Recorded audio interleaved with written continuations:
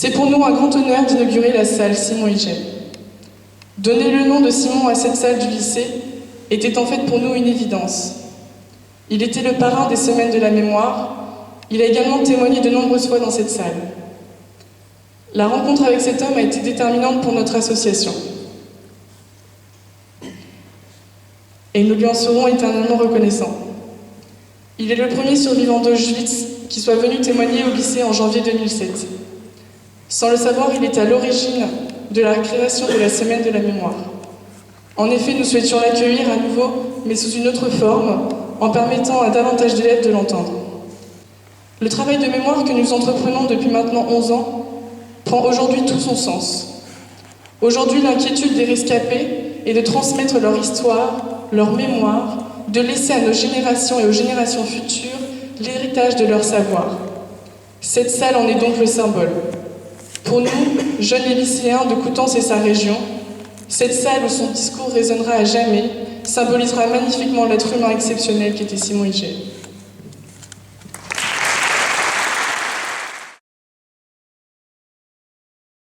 Simon Igel, de par son engagement, de ses interventions au lycée tout au long de son existence, a mis ses idéaux auprès de nos jeunes pour que ceux-ci n'oublient pas notre histoire récente et qu'ils deviennent des citoyens du monde. Merci à lui, et c'est tout naturellement qu'en accord avec les services de la région, cette salle à l'histoire riche portera désormais le nom de Simon Igel. Sa mémoire sera ainsi honorée et ce combat perdurera dans le temps. Merci.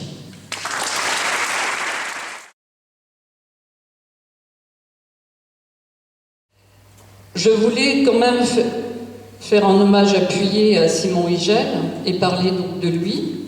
Il est né en 1927 à Zolkiew, une petite ville à l'est de la Pologne, devenue ukrainienne depuis. En 1937, sa famille émigre en France, à Auxerre. Il est arrêté le 12 juillet 1942 avec ses parents et 2 de ses frères. Âgé de 14 ans, Simon est placé dans un orphelinat et ne revit jamais sa famille.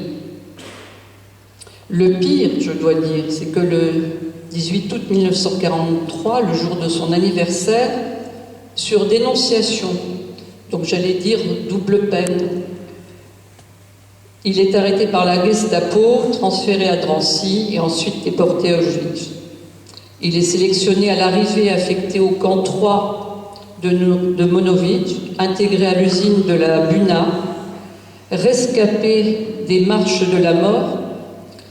Dans l'hiver 45, Simon se retrouve à Dora, puis enfin libéré, seul et orphelin. Toute sa famille était décimée lors du génocide.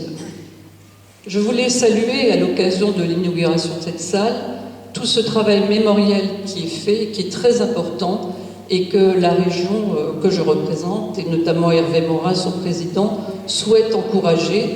Je dois dire que nous sommes très heureux d'accompagner ce travail. Donc je voulais saluer la mémoire de Simon Igel, saluer l'association des Sentiers de la Mémoire et vous remercier pour ce travail de la jeune génération. Merci.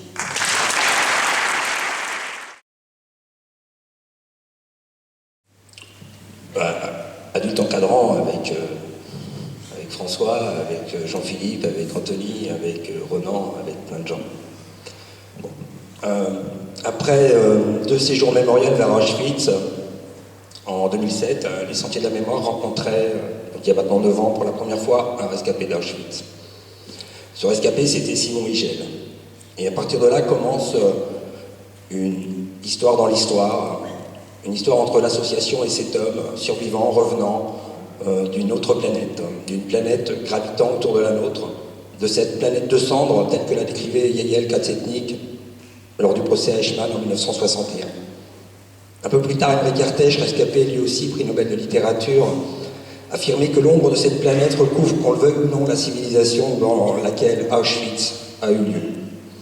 De ce point de vue, Simon est l'incarnation extrêmement tragique de la condition humaine du XXe siècle, dont le trait caractéristique était de balayer la personne et la personnalité. Simon est un homme qui a vécu et subi la culmination de cette condition.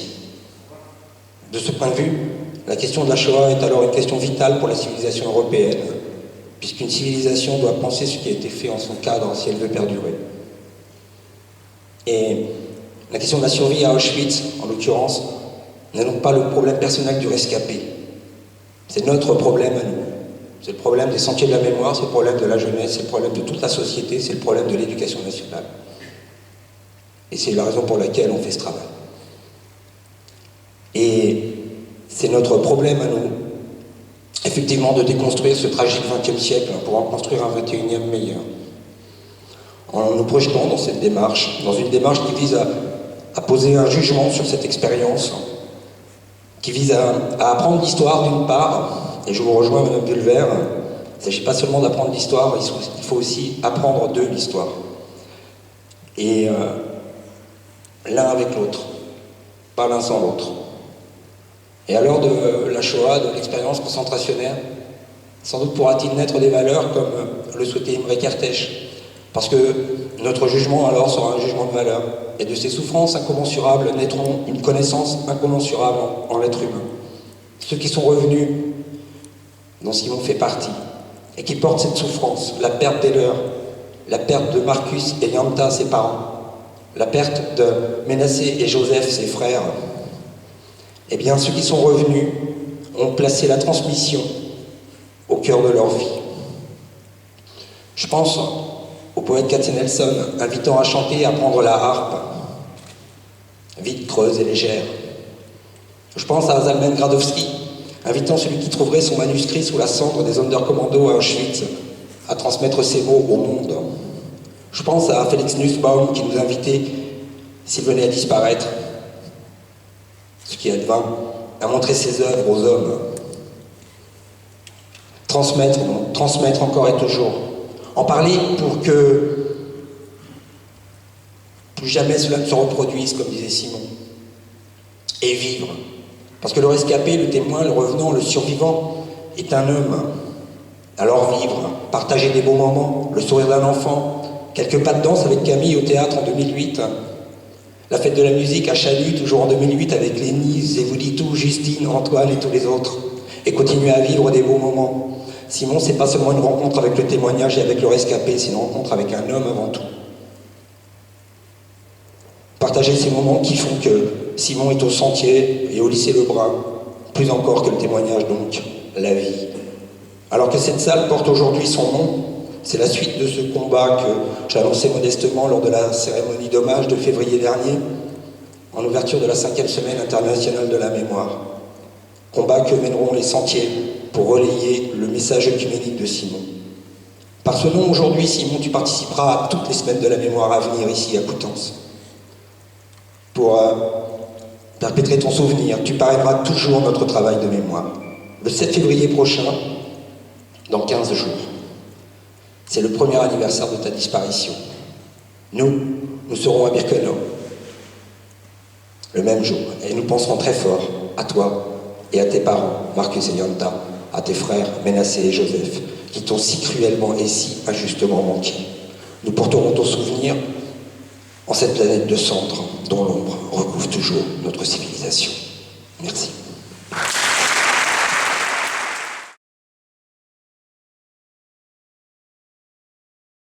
Mesdames et messieurs, pour leur titre et qualité, chers amis, cher Patrick. Cela fait presque un an que Simon est décédé et nous nous sommes réunis aujourd'hui pour perpétuer sa mémoire en donnant son nom à cette salle. Ce n'est pas un acte banal, car prononcer le nom d'une personne ne signifie pas seulement la reconnaissance de son existence sur cette terre, c'est aussi et surtout évoquer que cette personne a représenté au-delà de sa présence physique. Un nom donné par la volonté de ses parents, des paroles, des idées qui lui ont été transmises, qui l'ont habité et qu'il a à son tour propagé durant son existence parmi celles et ceux qui ont eu le privilège de la rencontrer. En octobre 2010, j'ai eu le très grand honneur de l'aider à transmettre les noms de ses parents et de ses frères assassinés à Auschwitz, au Yad Vashem à Jérusalem. Simon Igel a ainsi voulu honorer les noms de son père, Marcos Igel, de sa mère, Yenta Igel, et de ses frères Menassé et Joseph Igel. Ils sont maintenant dans ce lieu éternel et sacré, et ils ont une place et un nom qui ne périra pas. Aujourd'hui, c'est à nous d'honorer le nom de Simon Igel en lui donnant une place dans ce lycée qui était devenu un des lieux où il aimait venir, où il se sentait chez lui. Les idées, les paroles de Simon Igel, autrement dit son âme, son message, continuera à nous habiter. Ce message n'a pas disparu avec sa mort physique. Il continue à nous accompagner et peut, tel un compas, nous donner une indication du chemin à prendre, des choix à faire lorsqu'il s'agit d'affronter les dures réalités de notre propre vie aujourd'hui. Le message que Simon Igel a voulu transmettre aux jeunes générations est très simple. C'est celui qui est le fondement même de la République française et qui est devenu la lumière qui éclaire les chemins de l'humanité dans le monde entier. Les humains naissent libres et égaux en droit et demeurent libres et égaux en droit, sans distinction de la couleur de leur peau, de leurs origines, de leurs croyances, de leurs conditions matérielles ou corporelles. C'est cette simple vérité que nous sommes libres et égaux en droit, dans toute notre diversité joyeuse, qui dérange depuis toujours les fanatiques barbares de tous bords. Ils inventent une prétendue supériorité de certains humains appelés à dominer, voire à éliminer les autres, qui n'ont pas leur croyance ou leur uniforme.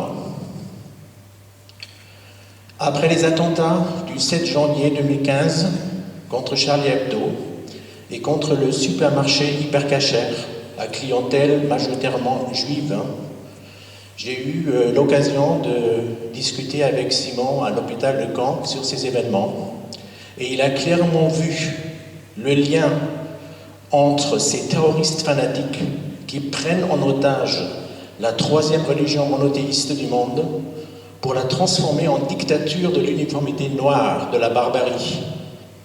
Et leur adversaire de façade, qui profite de l'angoisse suscitée par les attentats dits islamistes, pour essayer de prendre en otage la France, issue des Lumières, qui veulent transformer en une France repliée sur elle-même, une France uniforme, faite uniquement pour celles et ceux qu'ils appellent les bons Français de souche.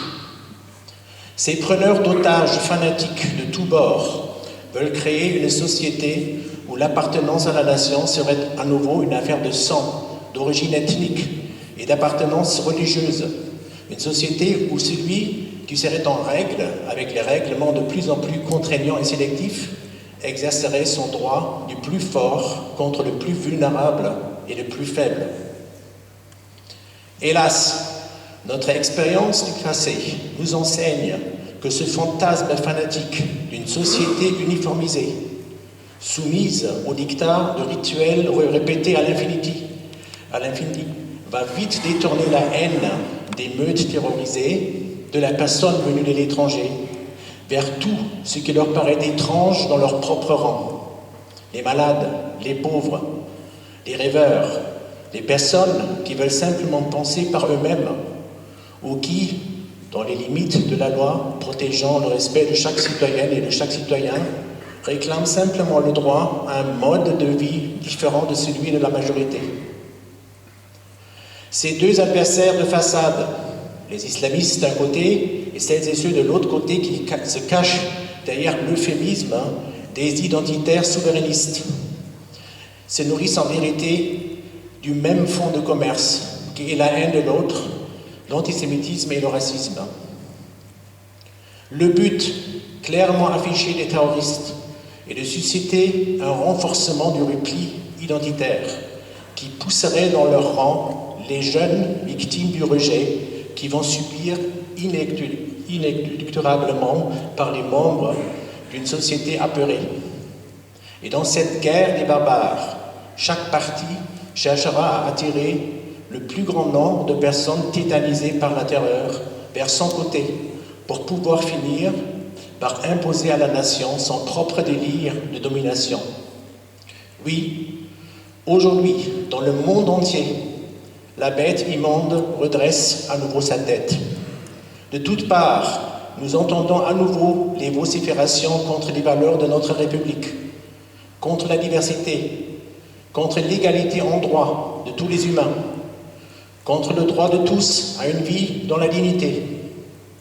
Oui, la barbarie guette. La mise dans l'esclavage des esprits est en marche. Et dans cette situation, la voix de Simone Igel nous manque terriblement. Mais ces paroles sont là. Nous pouvons encore les entendre. Dans le contexte de l'actualité d'aujourd'hui, elles nous disent ceci. Ne laissez pas entrer la guerre dans vos têtes, mais accrochez-vous aux valeurs éternelles de l'humanité. Résistez contre l'envie de coller une étiquette sur les personnes que vous rencontrez. N'enfermez jamais une personne qui entre dans votre vie dans une image uniformisée qui leur attribue une place qu'elle n'a pas choisie. Dans la solitude de votre âme et conscience, tendez simplement une main à celles et ceux qui ont besoin de votre aide. Et s'il faudra se résoudre à prendre les armes pour assurer notre défense, ne soyons pas fiers, soyons tristes. Car même si l'usage des armes est parfois nécessaire pour sauver des vies, n'oublions jamais que le sens le plus profond de la vie, c'est la vie elle-même, à laquelle tout le monde a le droit en toute simplicité. Ne permettons à personne d'étouffer la flamme de cet idéal de la vie humaine. On nous répliquera que nous sommes des naïfs trop idéalistes, trop bons pour affronter les ennemis de nos valeurs. Mais dans quelques jours, vous serez dans ce lieu ou au milieu du siècle d'années. La logique des haines collectives et l'acceptation tacite des discriminations quotidiennes qui finirent par devenir loi ont précipité les plus anciens messagers de la dignité absolue de chaque être humain dans le néant d'un assassinat à l'échelle industrielle, et cela dans l'indifférence quasi générale de la bonne société de l'époque. C'est ce lieu qui se trouve au bout du chemin sur lequel les barbares d'aujourd'hui veulent à nouveau entraîner leurs adeptes. Dans son témoignage, Simone Igel avait l'habitude de dire « On sait comment cela commence, mais on ne sait pas jamais quand ça se l'arrête et jusqu'où ça va aller. » Lui, il a vu de ses propres yeux jusqu'où ça peut aller. Et il a su nous le dire avec son message. Quand vous allez écouter ce silence qui règne à Auschwitz-Birkenau, pensez aux millions de voix étouffées dont Simone Igel restera pour toujours le fidèle porte-parole. Il exige de nous de ne pas oublier ce à quoi les nazis et leurs admirateurs étaient et sont capables. Oui, malheureusement, leurs idées subsistent dans les barbaries de notre époque. Le souvenir de Simone Igel restera vivant dans ses cris de cœur. Plus jamais ça. Restons vigilants. Défendons toujours la vie dans les lumières, contre la mort qui nous guette dans la nuit noire de ces obscurantistes de tous bords. Apprenons à survivre pour la vie.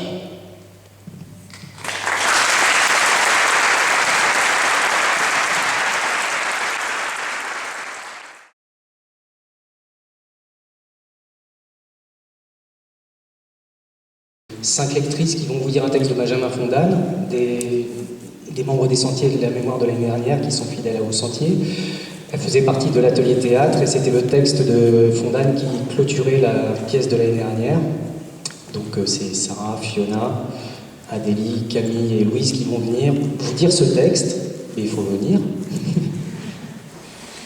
Ce texte est une invitation, il s'intitule Préface en prose, c'est une invitation, une incitation à se souvenir de la mémoire des gens qui ont été exterminés, donc particulièrement ce soir de Marcus, de Yeranta, de Joseph et Ménassé Igel, et évidemment de Simon, qui certes a survécu, mais qui a porté le deuil toute sa vie. Fondane, un tout petit mot sur Fondane, parce que ça a une résonance particulière pour nous, c'était un juif roumain qui a fui très tôt la Roumanie dans les années 20 pour fuir l'antisémitisme très violent qui régnait dans ce pays, qui s'est réfugié en France, et qui est né à Iași. Or, la semaine prochaine, nous serons à Iași, en Roumanie, sur les traces de la vie juive. Fondane a été déporté en 1944 à Auschwitz et il a été exterminé avec sa sœur. Voilà. C'est à vous que je parle, homme des antipodes. Je parle d'homme à homme, avec le peu en moi qui demeure de l'homme, avec le peu de voix qui me reste à la gorge. Mon sang est sur les routes. Puisse-t-il ne pas crier vengeance? L'hallali est donné, les bêtes sont traquées. Laissez-moi vous parler avec ces mots que nous eûmes en partage. Un jour viendra, c'est sûr, de la soif apaisée, nous serons au-delà du souvenir. La mort aura parachevé les travaux de la haine. Je serai un bouquet d'orties sous vos pieds.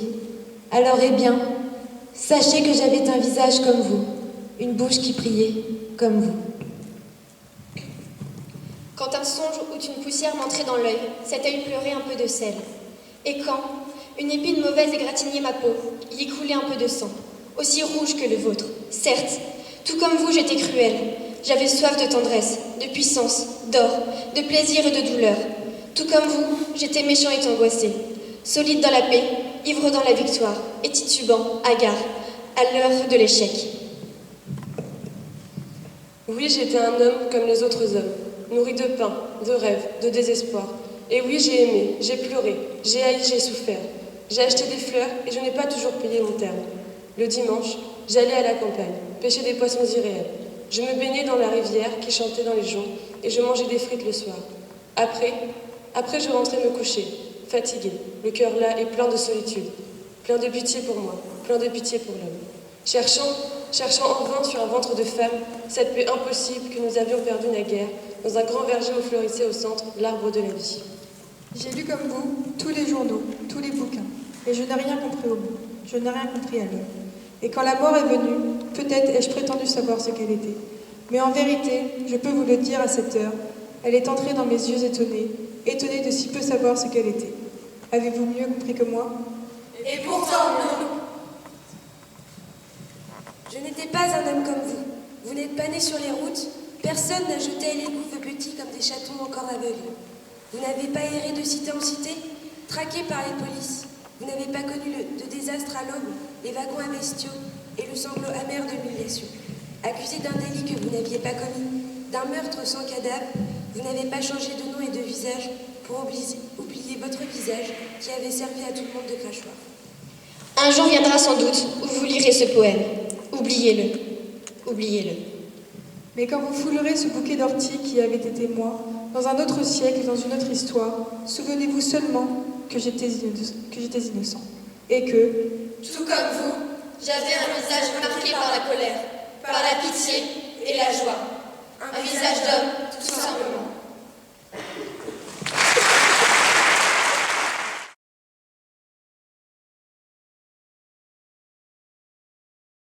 Une de mes plus belles rencontres, une qui m'a changée, c'est ma rencontre avec Monsieur Simon Igel. C'est pourquoi j'aimerais vous la raconter. Depuis petit, à l'école, on nous apprend l'histoire. Plus on grandit, plus elle se rapproche de nous. Chronologiquement, bien sûr, et parce que nous, en tant que personnes, on prend conscience de ce qu'est l'histoire. Au lycée, en classe de première, on étudie la Seconde Guerre mondiale. C'est une guerre totale qui touche tout le monde. Il n'y a plus de front, plus de soldats. La guerre touche tout le monde, et moi, à 16 ans, je ne voulais pas croire que l'homme soit capable d'infliger cela à l'homme, que l'on soit capable de bafouer autant la vie. Les lectures, les images de mes livres d'histoire, je les ai reçues non pas comme l'histoire, mais comme une histoire, une fiction. Loin de moi des propos négationnistes ou quoi que ce soit de semblable, juste une adolescente encore trop fragile et naïve pour accepter la dureté dans le monde dans lequel on vit. En 2008, le lycée et l'association Les Sentiers de la Mémoire ont invité M. Simon Higel, un survivant, à témoigner. Membre de l'association, j'ai eu l'occasion d'aller manger avec lui avant son intervention. Je me retrouve assise à la table d'un resto, face à ce monsieur d'un certain âge, jovial, rieur et blagueur, très blagueur. Monsieur Higel remonte les manches de sa chemise pour commencer à manger, et là, sur son avant-bras, un tatouage. Le même tatouage que dans mes livres d'histoire. Sans se rendre compte, il venait de me donner la plus belle leçon d'histoire que je n'avais jamais reçue. Le monsieur en face de moi était bien réel, et son tatouage aussi. L'histoire avait enfin repris son H majuscule, et moi j'avais grandi. Simon n'a cessé de témoigner son parcours, de donner aux jeunes une magnifique leçon d'histoire, de transmettre sa mémoire, et il a œuvré aux côtés des sentiers pour la transmission et le devoir de mémoire. Heureusement pour nous ouvrir les yeux, pour ne pas oublier d'où l'on vient, il y a des gens comme lui, des témoins, des historiens et des professeurs engagés, qui savent à leur tour engager cette jeune génération que nous sommes, afin que jamais l'histoire ne tombe dans l'oubli, la fiction ou la banalité. Merci Simon.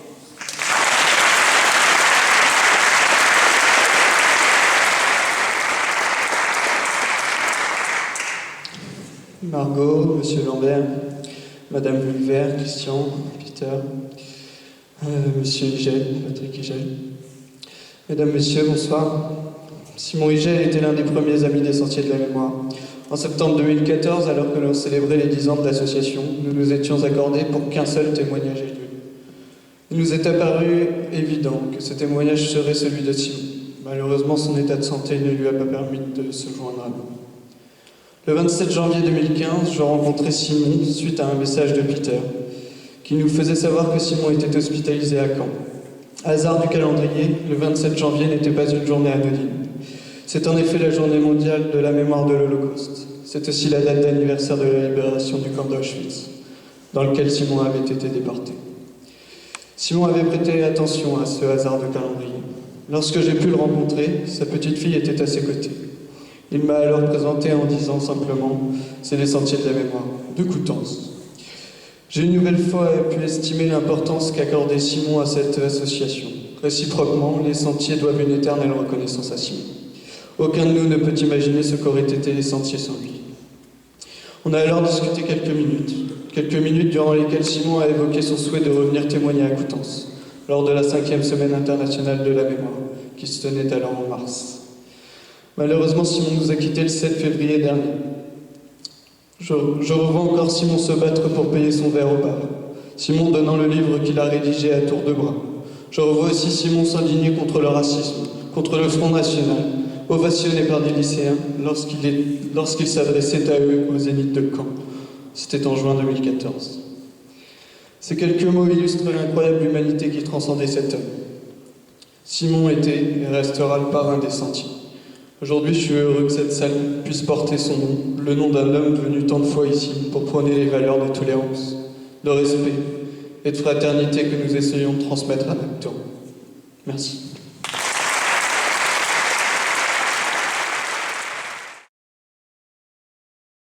Je remercie chaleureusement les membres du Bureau des Sentiers de la Mémoire et les jeunes à l'initiative de cette inauguration.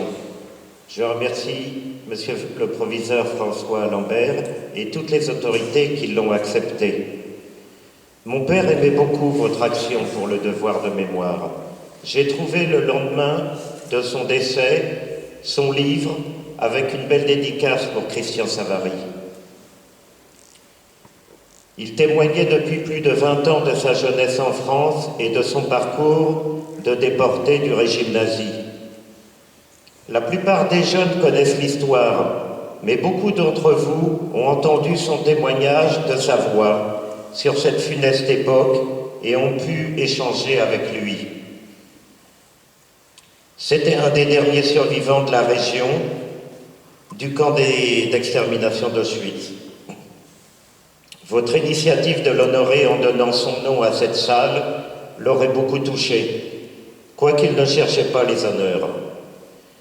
car nous savons que maintenant, son expérience historique si douloureuse, toute sa famille ayant été exterminée, et le passage de mémoire qu'il a fait avec vous seront pérennes à Coutances. Messieurs, mesdemoiselles, les jeunes, continuez vos actions, transmettez son message de fraternité entre les hommes. Grâce à votre engagement, aux témoignages que vous recueillez et à votre engagement dans votre belle association. Même si c'est difficile, dans cette période de grandes difficultés sociales et de grands troubles dus aux extrémistes religieux en France. Vous êtes des envoyés de la paix pour l'avenir.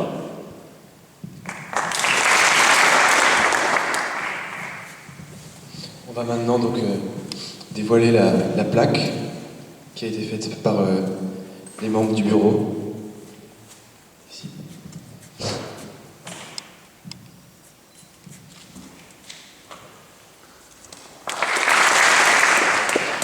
Cette plaque sera donc placée devant la chapelle pour que tout le monde sache que désormais cette salle est la salle Simon Igel.